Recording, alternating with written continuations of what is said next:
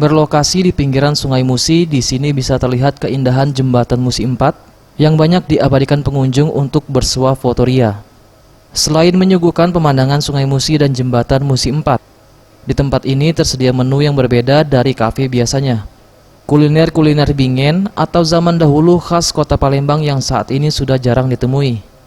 Total ada sekitar 20 menu kuliner bingen seperti gulo palu, nagasari, putu mayang hingga serikaya ketan. Selain mengangkat kuliner bingen, Riki Iriawan selaku pengelola tempat makan ini juga memadukan tempat ini dengan pondok yang dipadu dengan atap limas khas kota Palembang. Yang kita jual adalah yang pertama makanan khas bingen Palembang.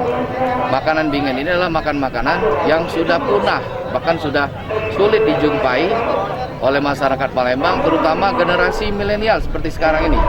Makanya kita menghidupkan kembali khasana khas budaya Palembang dalam bentuk makanan bingen. Tadi baru datang sini selfie. Sudah berapa kali di sini? Udah baru ini. Baru ini. Baru. Tahu dari mana ya? Dari ini Tanta. Beragam menu makanan bingen yang ada di kafe ini dijual dengan harga yang cukup terjangkau. Mulai dari Rp2.000 hingga Rp15.000 untuk setiap jenisnya.